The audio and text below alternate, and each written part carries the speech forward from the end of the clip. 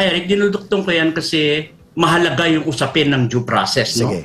So, nalulungkot ako talaga sa nangyari. Talagang binantayan ng SDS New York, hakbang ng Maisog USA, lahat kami, no? Buong oras yan. Ilang oras kaming nanood ng investigasyon. At nalungkot kami dahil mabigat yung kamalian na nangyari sa pag-cite ng contempt kay PIDEA Agent Morales. At ito ay isang kawalan ng katarungan. Alam mo kung bakit? Malinaw kasi yung konteksto na siya ay resource person, ka Eric, no? Tama. Na pinatawag ni Senator Bato bilang chairman ng kanyang committee. At siya ay nagpatunay ng isang kopya sa kanyang ulat bilang PIDEA agent nung araw tungkol halimbawa sa pagsangkot o seryosong aligasyon ng iba't ibang personalidad kabilang si Pangulong BBM sa umano'y cocaine session sa Rockwell Condominium na kung saan ay nandoon pa nga ang actress sang-ayon doon sa aligasyon, no? At inauthenticate niya itong pirma niya. Yes. Akin po yan, pirma ko po yan, akin pong report yan. So yung original ng ulat ay nawawala sa file ng PIDEA. Pero pinaniwalaan niya ni Senator Bato na authentic yung document kasi yung taong gumawa at yung taong pumirma ay siya nandun mismo as a resource person. Correct. Ngayon, kaya ako nalulungkot kasi yung dating ni Senator Escudero, yung bagong Senate President natin, suabe. Pero pareho yung kanilang tinutukoy, pareho yung kanilang sistema or scheme ni Senator Estrada. No? Iyan ay upang sirain yung dungisan si Morales at guluhin ang pagsisiyasat, no?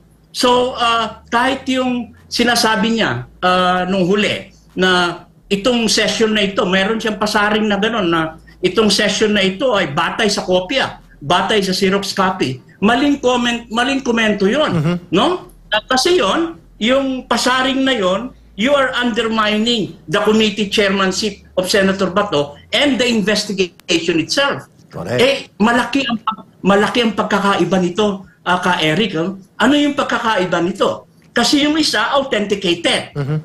Kaya kopya lang.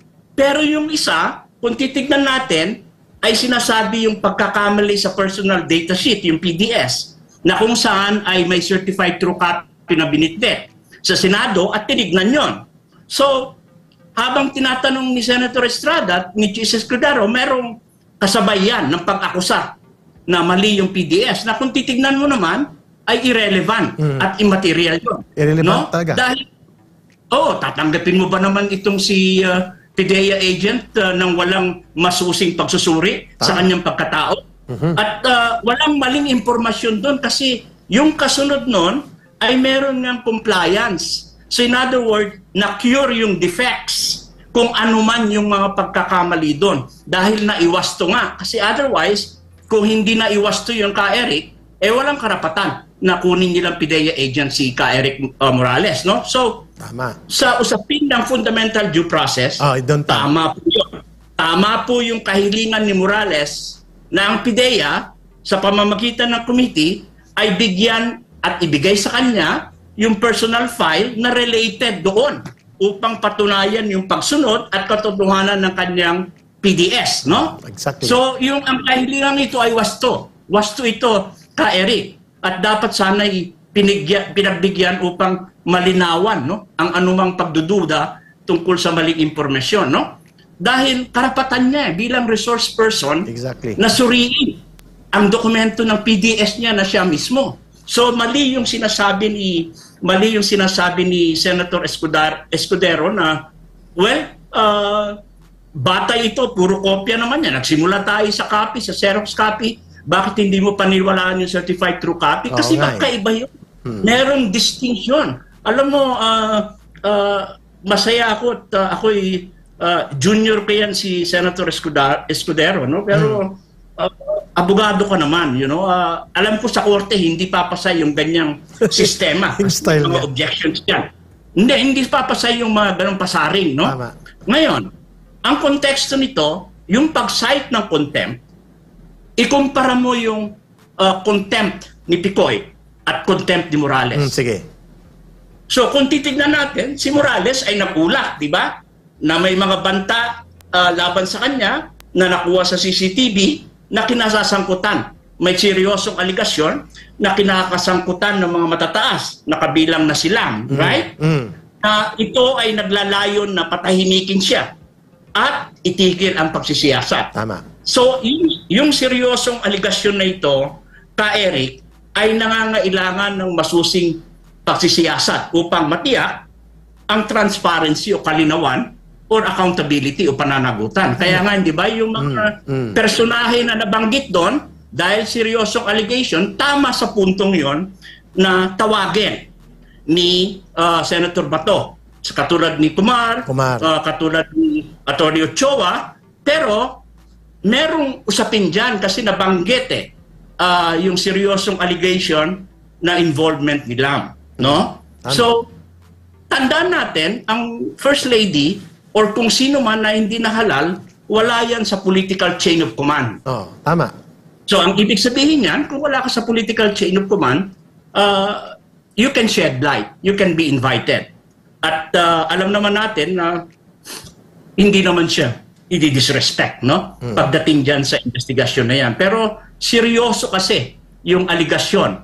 At napakahalaga nito dahil nakataya yung integridad ng ating bayan at ang liderato, no? Attorney Valera, sir, excuse. Yung sinasabi ninyo, sana ay hindi nag-cite in contempt si Senator Bato kaagad dito kay Ginoong Morales. Not because just of issue na hindi naman relevant yung nire-raise at binabadger yung ginugulat-gulat siya ni Jinggoy at ni Chis Escudero sa PDS sapagkat not even the PDEA is questioning his employment is in his affiliation with PDEA. Hindi nga question yun irrelevant to the matter. Ang sabi mo, more than anything else, due process. At pangalawa, napigilan tuloy ang pag-proceed ng investigation na aabutin ang mga seryosong aligasyon tungkol sa pangingialam ng First Lady as revealed by Picoy na binawi niya sa Senate floor sa committee hearing. Tama pa ba, Attorney Valera?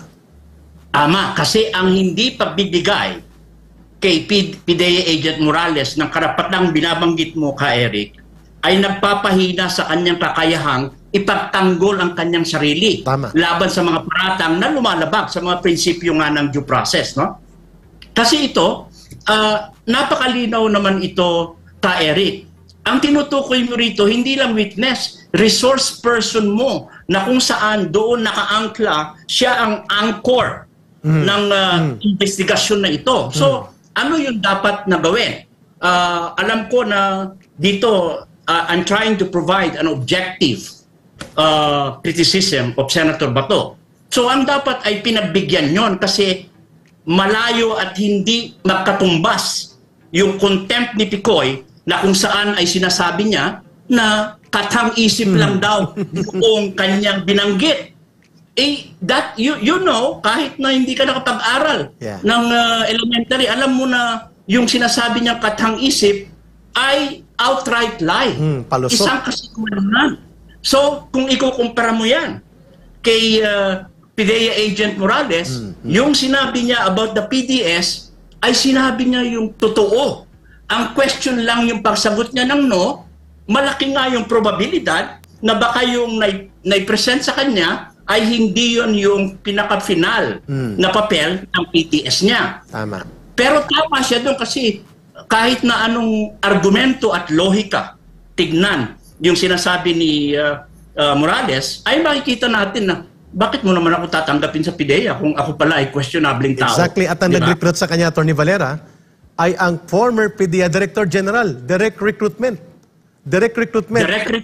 ni General Santiago sa isang area na kilala siya at pinagkatiwalaan siya to join the PDEA. And the process followed into the recruitment at therefore affirmed ang kanyang affiliation sa PDEA. Now, Attorney Valera, ito yung tanong ng taong bayan ngayon sa iyo. Bilang isang international observer sa kalagayan ng ating bansa ngayon, nandiyan ka sa US, but you are always in touch with realities in the country. Hindi ba na tamang tingnan na ang kudita against Senate President or former Senate President Mig Zubiri at i-install ang isang Chis Escudero na alam natin ang tie-up ng pamilya nito mula sa kanyang tatay sa mga Marcoses ay malalim at nakaugat na mula pa sa kanyang tatay na si Kasani Escudero. At hindi niya man itinatatwa ito. Upang nang sa ganon ay marindahan at maparalisa ang ano pamang pagsambulat ng iskandalo sa mga PDEA leaks na kagaya nito or other future investigation involving ang pangingialam at high-handed involvement ng First Lady at nang sa ganon may epekto sa pagkapangulo ni Pangulong Marcos Jr. which alam natin ang Senado na lang ang natitirang pwedeng pagdaanan at daluyan ng ganitong uri ng pagsambulat through investigation. Eric, alam mo, ibibigay ko, again, uulitin ko yung objective analysis ko dito, no? Dito sa pagpapalit ng political power sa Senate, no? Dahil yung konteksto at implikasyon nito sa politika, no? Yung pagbabago ng pamumuno. Kasi katulad nung nabanggit mo, alam natin na si Senator Escudero at si Senator Estrada ay aktibong kasali sa pandinig na naglalayong questionin ang kredibilidad ng dating ahente na si Morales at yung kanilang aktibong pakikilahok sa pagtutol sa testimonya at ebidensya ni Morales. Tama. Ay napapahiwatig ito, ka Eric, ng kanilang interes na kontrolin ang takbo ng pandinig na ito, no? Naalala mo na una si Senator Zubiri, pero yung sa kanya is pasaring lang, no? Bilang Senate President na meron dapat tayong extra caution kasi alam natin na walang ebidensya. So meron simula na siya ng ganon for course short of saying, no? So ang konteksto nito ay yung sentro ng kontrobersya dahil sa bagong pamunuan ngayon, ang kanilang impluensya, no? Ay lalong titingkad, lalong-lalo na kung ang pag-uusapan natin ay patuloy na sirain yung kredibilidad ni Morales at i-undermine itong mismong pandinig at yung Senate investigation at chairmanship ni Senator Bato. Kaya hindi ako magtataka, ka Eric, no, na maaring potensyal na magtapos ang pandinig, no? Yung dito sa bagong pamunuan, no? Kasi powerful yung Senate President, eh. Yes. Pwede kang i-strip ng chairmanship, no? Pwede. Sa kanilang na mapilit na pamamaraan, kahit sabihin nating anggulo, nangyayari naman sa lahat ng bansa, no? Na mayroong mga presidential forms of government, yung pagpapalit ng Senate President, na ang batayang estratehiyang layunin palagi pa nagpapalit ng Senate President ay dalawa lang yan, no? Sang-ayon sa kasaysayan, ka Eric. Una, yung control at impluensya, no? Yung palalakasin mo yung alyansa sa Senado para maitulak ang lehislatura, yung agenda mo. Pero pangalawa, hindi lang yun. Yung pag-control ng pinsala, yung damage control. Oo, yung bawasan ang potensyal na pinsalang pampolitika sa pamamagitan ng pagpigil sa mga investigasyon, ka Eric, na maaring humantong sa mga eksplosibong mga natutuklasan. Exactly. Sa gayon, ay protektado ang pangunahing tauhan sa politika at mapanatili ang status quo. Yun ang mabigat. Which brings us to this question, Attorney Valera. The question is, binanggit walang patumpik-tumpik ni former Senate President Mig Zubiri na ang kanyang pagkakalaglag sa kanyang pagiging Senate President ay dahil hindi siya nakakapagsunod sa mga utos ng powers that be. How do you interpret that? It means ang lantarang pangingialam sa pamumuno niya at sa pagpapatakbo ng Senado as a separate branch of government, ito ba ay tinutumbok niya ang presidente at ang kanyang mga tauhan? Well, tandaan natin, bilang objective assessment ulit, ka Eric, no? Dahil inaaral naman natin ang governance, epektibong governance sa iba't ibang bansa, whether presidential or parliamentary, may kanya-kanyang hanay yan, no? May kanya-kanya silang alyansa, may kanya-kanya silang tinatawag na pagkilos sa loob upang itulak ang isang interes, no? So definitely ito, sa isang political party, kung ang Pangulo at namamayagpag na Pangulo at kinikilalang simbolo ng liderato ng political party ay ang Pangulong Presidente at meron yan arrangement na alyansa, ay makikita natin na malinaw yan na external nang gagaling yan. Tama. No, hindi yan sa loob ng Senado. Kaya nga doon sa pagbabago ng Senate presidency, dalawa, no? Ang nabago. Yung Senate President mo at saka yung Senate President pro tempore mo. Number 2. Na parehong aktibong nakikilaho.